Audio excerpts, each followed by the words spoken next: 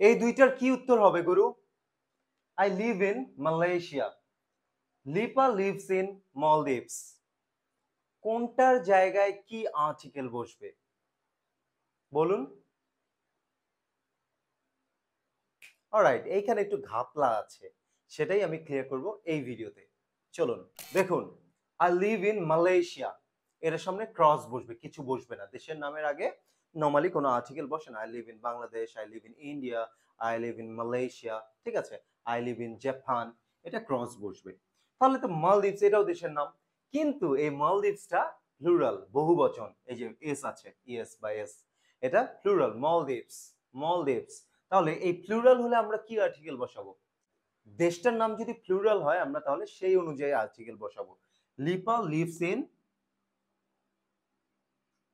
The Maldives, Lipa lives in the Maldives. দেশের নাম যদি প্লুরাল হয় তাহলে আমরা দ্য আর্টিকেল বসাবো। Lipa lives in the Maldives, ঠিক আছে? এটা কিন্তু প্লুরাল। আবার এরকম কি কি আছে বস তাহলে? এরকম আরো বেশ কিছু আছে। ধরেন আপনি লিখলেন ফিলিপিন্স,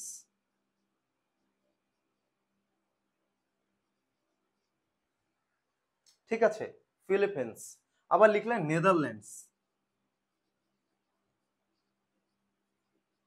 এই যে plural. Lipa lives in the মলদ্বীপস, Lipa lives in the Philippines, Lipa lives in the Netherlands, এগুলো সবগুলোই প্লুরাল। প্লুরাল হলে সেগুলোর সামনে আমরা দ্য আর্টিকেল বসাবো। অথচ আমরা I live in Malaysia, Bangladesh, আবার ইন্ডিয়া, এই জায়গাগুলোতে আমরা ক্রস আর্টিকেল বসাবো। আশা করি সবাই বুঝতে পেরেছেন। আর এই ধরনের ভিডিও পেতে কিন্তু অবশ্যই ফলো কিংবা সাবস্ক্রাইব করতে ভুলবেন না। আজকে এই পর্যন্তই। আল্লাহ হাফেজ।